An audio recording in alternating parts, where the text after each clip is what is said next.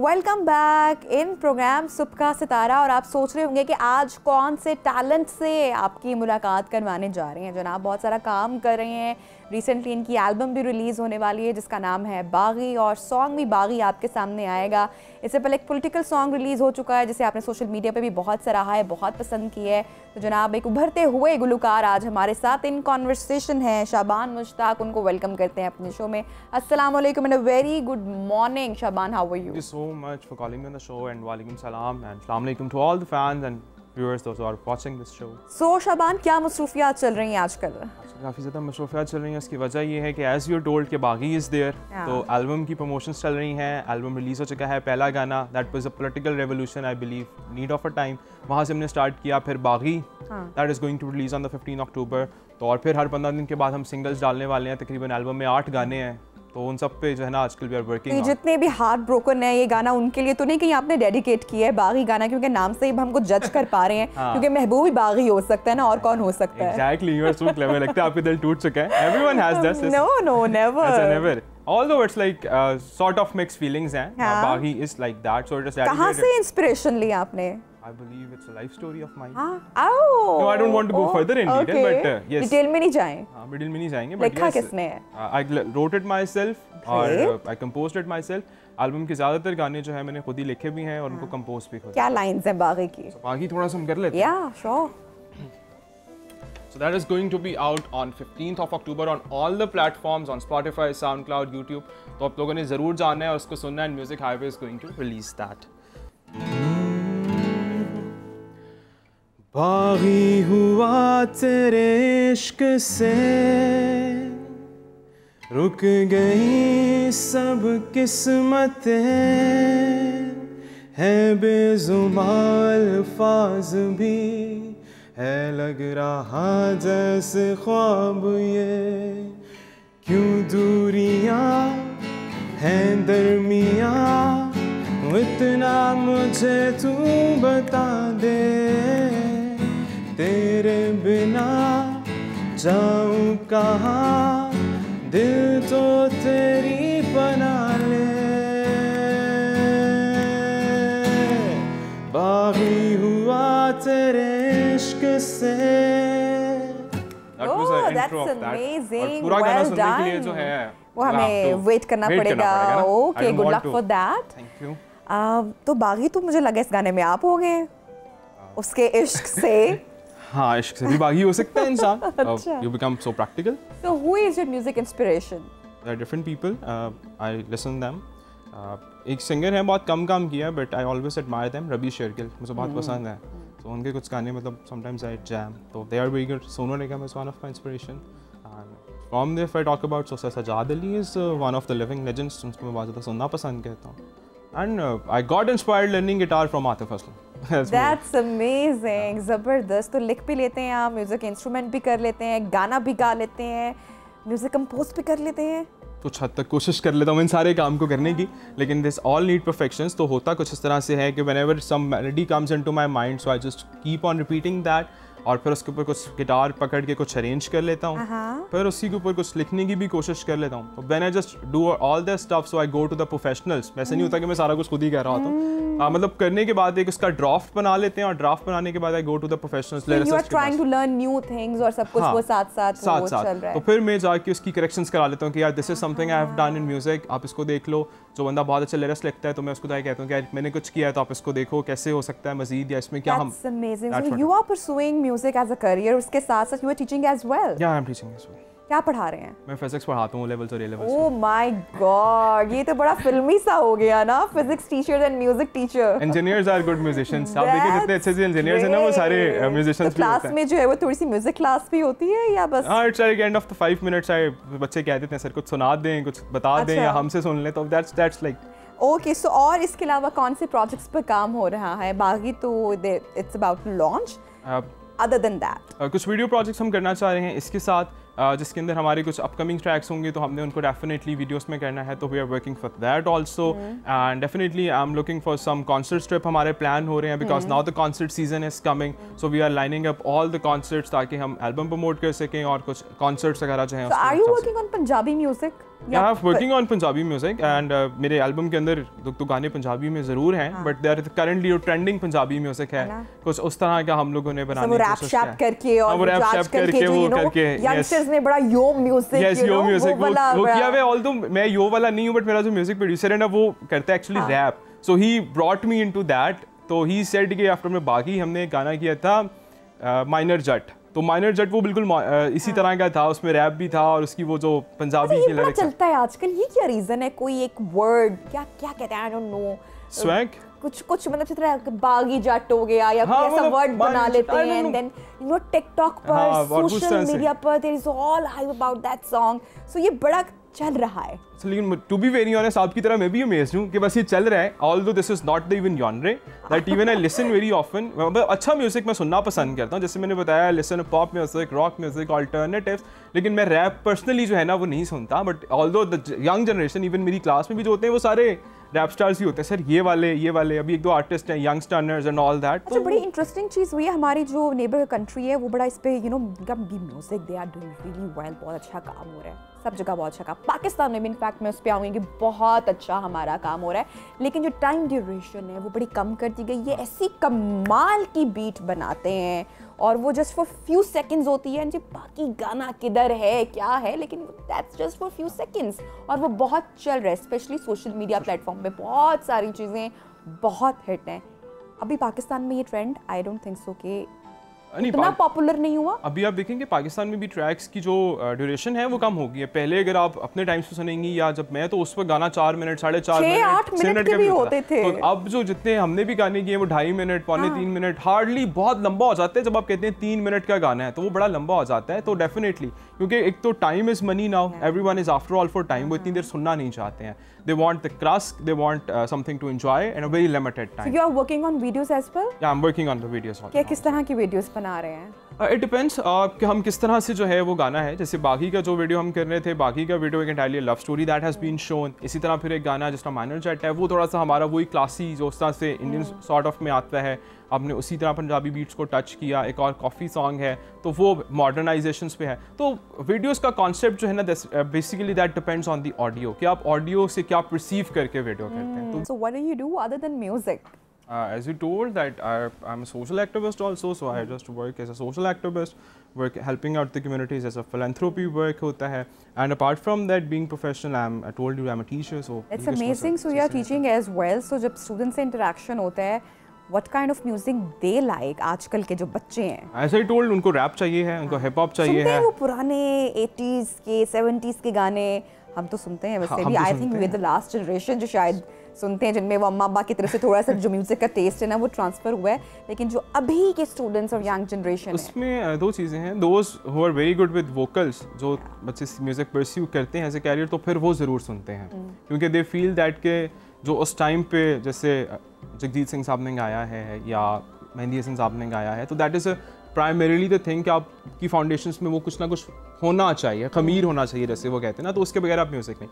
लेकिन जो हमारे बिल्कुल मॉडर्नाइजेशंस बच्चे होते हैं they always for the rap beats, वो वही वाला जो ट्रेंडी म्यूजिक है उसको पसंद करते हैं और वो परफॉर्म भी वही करना चाहते हैं। वही अच्छा, पुराने बड़े बड़े हिट क्लासिक जो सॉन्ग्स हैं उनको रीमेक किया जा रहा है, रिमिक्स किया जा रहा है, और ये ट्रेंड काफ़ी अरसे से चल पड़ा है। I have also done that. Love medley is one of my that. फिर मैंने है अपना दिल तो आवारा, उसने मतलब किया था, किशोर कुमार साहब मुझे बहुत पसंद है, तो मैंने उनके 3-4 गानों को दोबारा रीमेक किया था व्हेन आई वाज देयर। तो मैंने अपने ऑफिशियल से पहले वही काम किया था। तो that's really something I feel. वो लिरिक्स बहुत अच्छे होते हैं, very close to my heart, और मतलब एवरी वंस हार्ट, और उसकी सिम्फनीज मेलोडीज़ तो बहुत अच्छा लगता है उनको सुन के।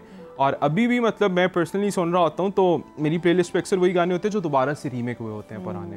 तो फिजिक्स टीचर हैं, म्यूजिक भी पढ़ाने का कुछ इरादा रखते हैं? नहीं, म्यूजिक में पढ़ाता नहीं हूँ वैसे, टू बी वेरी ऑनेस्ट। ये ऐसी चीज़ है जो मैं फ्री ऑफ कॉस्ट सिखाता हूँ। So every summer camp when like I have the vacations in this summer, तो I openly announce that there is a summer camp for guitar classes and music, so those who want to come आ जाओ। मतलब ये time slot है। किस age group के बच्चे आ सकते हैं? मोस्टली एवरीवन कम्स, देयर कोई इसमें एज ग्रुप की कोई लिमिटेशन नहीं है। अब जो बच्चे पेरेंट्स जो इंटरेस्टेड होते हैं कि उनके बच्चे भी म्यूजिक सीखें, आर्ट सीखें, कोई ना कोई स्किल, आई बिलीव कि होना चाहिए। What is the right age आपको लगता है कि बच्चों को विद स्टडीज कंटिन्यू करना चाहिए किसी भी स्किल को? और म्यूजिक तो आई थिंक एक बहुत ही खूबसूरत चीज़ है, कोई भी इंस्ट्रूमेंट हो सकता है, सबसे पहले पियानो, गिटार और एनीथिंग। सबसे पहले तो sorry to cut you that, मैंने काट दिया था बीच में।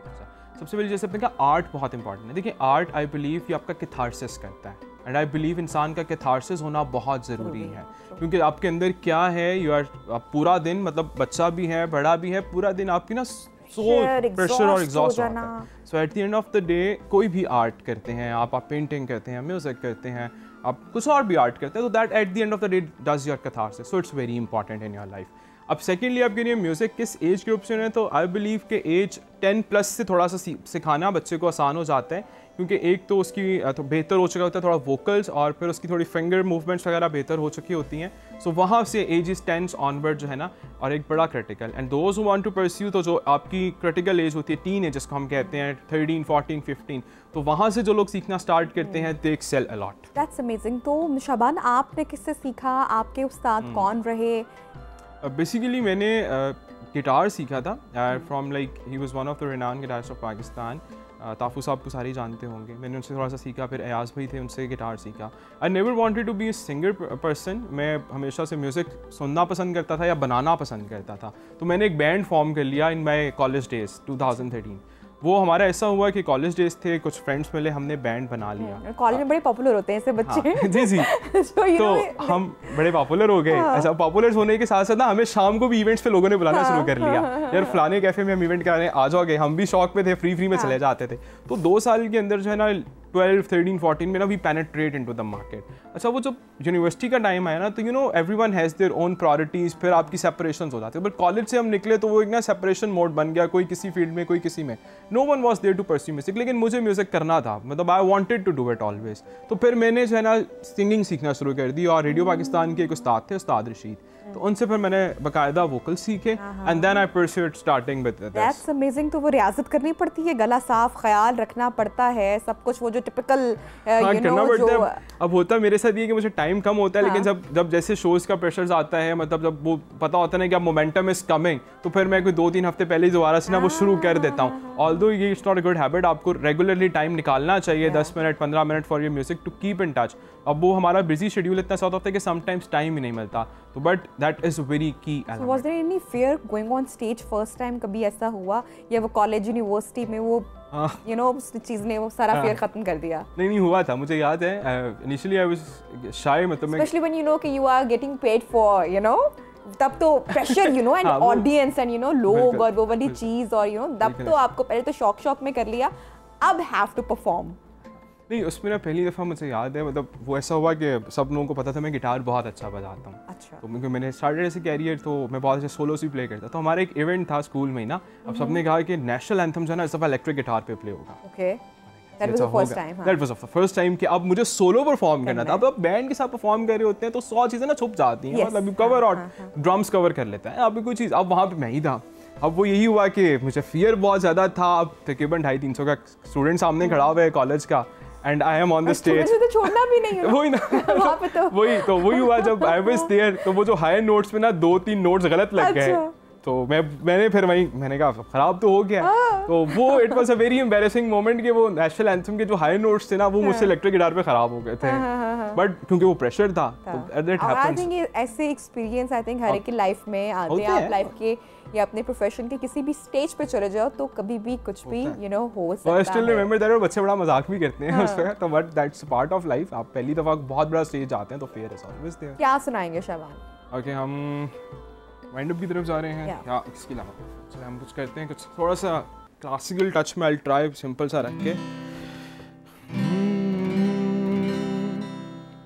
जाने इस दिल का हाल क्या होगा, जाने इस दिल का हाल क्या होगा, तेरा वादा अगर वफा होगा, हम ना बाज़ आएंगे मोहब्बत से,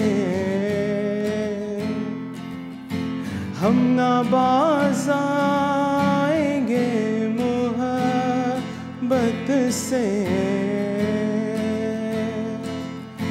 जान जाएगी और क्या होगा, तेरा वादा अगर वफा होगा।